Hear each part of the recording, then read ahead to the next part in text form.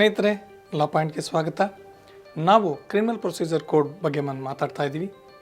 ಅದರಲ್ಲಿ ಈ domestic violence act ಅಂದರೆ ಮಹಿಳೆಯರಿಗೆ ಈ ಮನೆಯಲ್ಲಿ ನಡೆಯುವಂಥ ಅನ್ಯಾಯಗಳ ಬಗ್ಗೆ ನಮ್ಮ ಕಾನೂನು ಹೇಗೆ ಅವ್ರಿಗೆ ಸಪೋರ್ಟ್ ಮಾಡುತ್ತೆ ಅಂತ ನೋಡ್ತಾ ಇದ್ವಿ.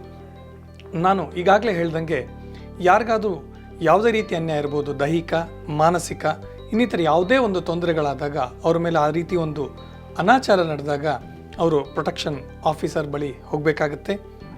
ಅವ್ರ ಬಳಿ ಹೋಗಿ ತಮ್ಮ ಒಂದು ಸಮಸ್ಯೆಗಳನ್ನು ಅವ್ರು ಹೇಳಿದಾಗ ಈ ಒಂದು ಕಾನೂನಿನ ಪ್ರಕ್ರಿಯೆ ಏನಿದೆ ಅವುಗಳನ್ನು ಏನು ಬಹಳ ಸಮಯ ಹಿಡಿಯುವಂಥ ಪ್ರಕ್ರಿಯೆ ಅವುಗಳನ್ನೆಲ್ಲ ನಿವಾರಣೆ ಮಾಡಿ ಬಹಳ ಬೇಗ ನಿಮಗೆ ಒಂದು ನ್ಯಾಯ ಒದಗಿಸುವಂಥ ಒಂದು ಪ್ರಕ್ರಿಯೆ ಈ ಒಂದು ಕಾನೂನಿನ ಕೆಳಗೆ ಹೋಗುತ್ತೆ.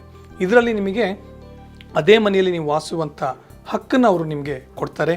ಅಥವಾ ನೀವು ಬದುಕೋದಕ್ಕೆ ಯಾವ ರೀತಿ ಒಂದು ದುಡ್ಡಿನ ಅವಶ್ಯಕತೆ ಇದೆ, ಮೇಂಟೆನೆನ್ಸ್ ಅಂತ ಹೇಳ್ತೀವಿ, ಅದನ್ನು ಕೊಡಿಸುವಂಥ ಒಂದು ಪ್ರಾವಿಷನ್ ಇದೆ. ಅದೇ ರೀತಿ ಈ ಒಂದು ಕಾನೂನು ಅಡಿಯಲ್ಲಿ ನಿಮಗೆ ಆ ಒಂದು ಮಕ್ಕಳನ್ನು ಏನಾದರೂ ಕಸ್ಟಡಿ ತೊಗೋಬೇಕು, ಅವ್ರ ಮೇಲೂ ಕೂಡ ಅನ್ಯಾಯ ನಡೀತಾ ಇದೆ ಅಂತಂದಾಗ ಅವರನ್ನು ನೀವು ಕಸ್ಟಡಿಗೆ ತೊಗೋಬೇಕು ಅಂದರೂ ಕೂಡ ನೀವು ಅದನ್ನು ಕಾನೂನು ಅಡಿಯಲ್ಲಿ ಈ ರೀತಿ ನೀವು ಇದನ್ನು ಪಡಿಬೋದು.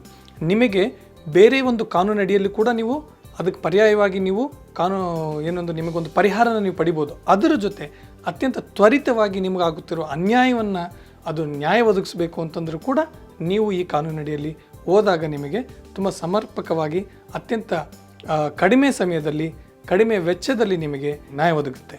ಈ ಒಂದು ದೃಷ್ಟಿನ ಇಟ್ಕೊಂಡೇ ಒಂದು ಡೊಮೆಸ್ಟಿಕ್ ವೈಲೆನ್ಸ್ ಆ್ಯಕ್ಟನ್ನು ಮಾಡಿದ್ದಾರೆ. ಇದು ಒಂದು ಹೊಸ ಕಾನೂನು ಸ್ನೇಹಿತರೆ. ಬಹಳಷ್ಟು ಜನಕ್ಕೆ ಇದರ ಬಗ್ಗೆ ಪರಿಚಯ ಇಲ್ಲ. ಆದರೆ ಈ ಒಂದು ಪ್ರೊಟೆಕ್ಷನ್ ಆಫೀಸರ್ ಅನ್ನೋದ್ರನ್ನ ನೀವು ಸಂಪರ್ಕ ಮಾಡಿದಾಗ ನೀವು ಆ ಒಂದು ಎಲ್ಲ ರೀತಿಯ ಒಂದು ಸೌಲಭ್ಯಗಳನ್ನು ಪಡಿಬೋದು.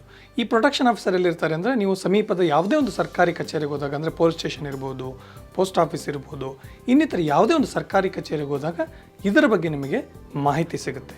ಇನ್ನಿತರ ಕಾನೂನಿನ ಸಲಹೆಗಳನ್ನು ನಾವು ಮುಂದಿನ ಸಂಚಿಕೆಯಲ್ಲಿ ನೋಡೋಣ ಸ್ನೇಹಿತರೆ. ನಮಸ್ಕಾರ.